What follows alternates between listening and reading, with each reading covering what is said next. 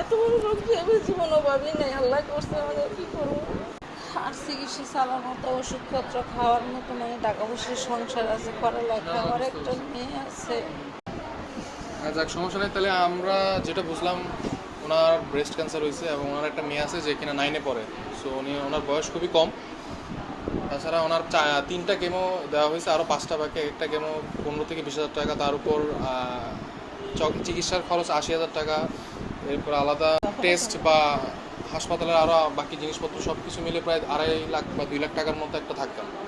তো ওনারা অলরেডি ধার দেনা করে চলতেছে, ধার দেনা করে এই চিকিৎসা চালাইতেছে। হয়তো আর বেশি সম্ভব না, আর বেশি দিন সম্ভব না। সো আমি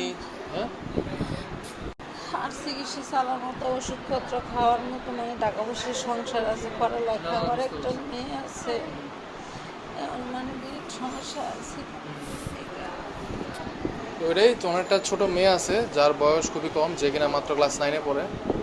তো আমরা আসলে চাই একটা মানুষকে বাঁচাইতে। ঠিক আছে, আজকাল মানুষ খুব ইজিলি মানুষকে মেরে ফেলতেছে, পাথর দিয়ে কেউ কাউকে মারতেছে, হ্যাঁ, ভালো মানুষ মেরে ফেলতেছে। কিন্তু আমরা চাইতেছি একটা অসুস্থ মা, একটা অসুস্থ ব্যক্তিকে বাঁচাইতে।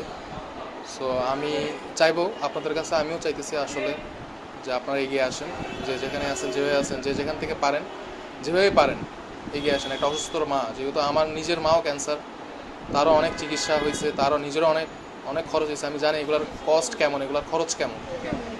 হ্যাঁ, সেগুলোর খরচ খুবই ভয়ানক। এগুলো একটা ফ্যামিলিকে ভেঙে ভেঙে ফেলে, একটা পরিবারকে ভেঙে ফেলে।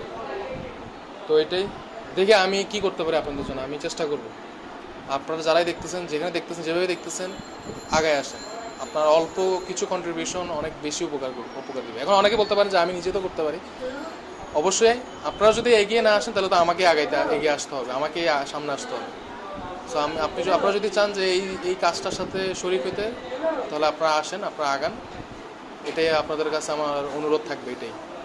আচ্ছা, চিন্তা করেন, এখন যেহেতু এখন অলরেডি ওনার কেমো চলতেছে একটা আজকে। আচ্ছা, আমি তো একটু বাইরে যাই। উনি অলরেডি কেমো চলতেছে, উনি এখন রেস্ট নেবে। তো উনি কাজটা শেষ করুক, কারণ কেমো দিতে প্রায় 2.5-3 ঘন্টা সময় লাগে।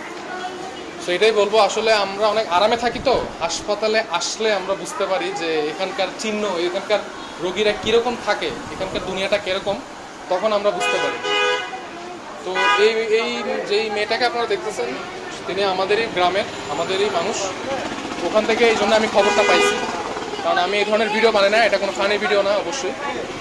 যাই হোক, আমি আপনাদের কাছে একটাই অনুরোধ করব যে আপনারা যেখানে আছেন, জাস্ট আগায় আসেন। ঠিক আছে, যেখানেই আছেন, যেভাবে আছেন, জাস্ট আগায় আসেন। ধন্যবাদ।